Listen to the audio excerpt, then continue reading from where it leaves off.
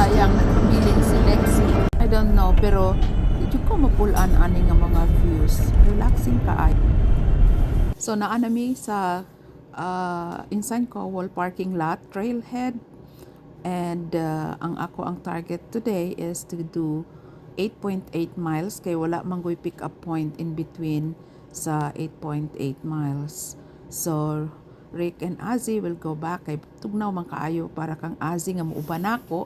So we decided na dili na lang usa hulaton na lang nga medyo okay na ang temperature saka siya makabalik og hike with me.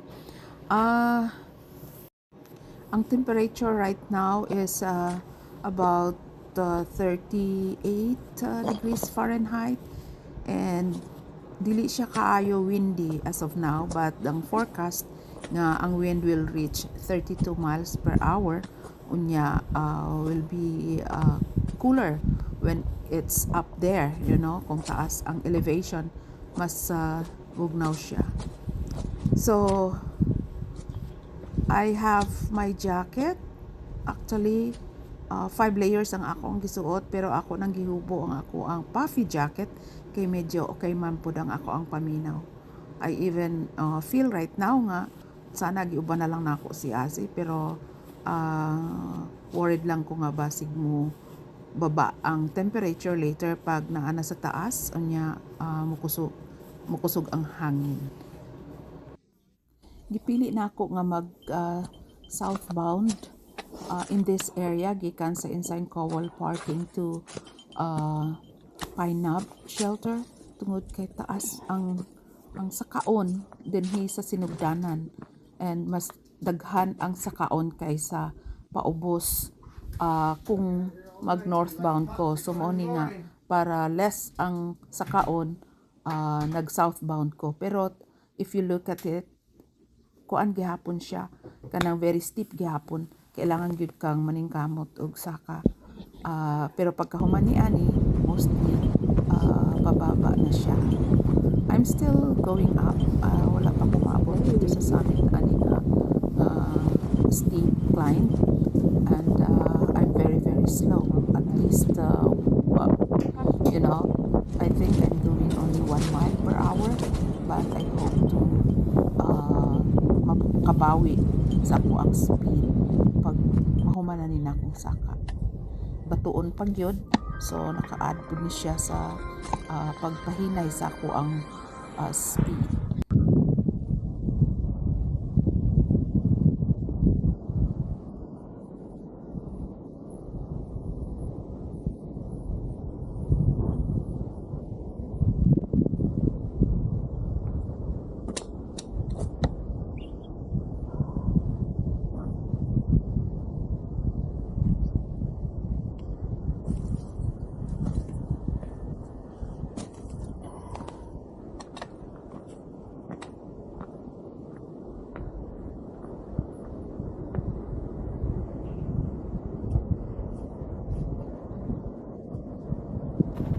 Ay, dili lang actually ang pasaka ang problema, kundi pati ang trail itself. Kani nga section din if you can see, batuon siya. So, mapili jud ka kung asa nimo i-land ang imuhang soles, ang imuhang kiil. Kay delikado nga, you know, matiklop or matusok tungod kay ang mga sides sometimes are very sharp. So, yeah, hinay kaayo ang ako ang speed lalo na ining batuhon nga sections. Sakit pud kaayo ang imong tiil ani pagkahuman. Finally naabot na gyud nako ang summit sa bukid. So mahimong mga flat lang ang ako ang lakton dinhi, and it will take me around maybe 3 miles para maabot ngadto na pod sa ubos unya pasaka na sad.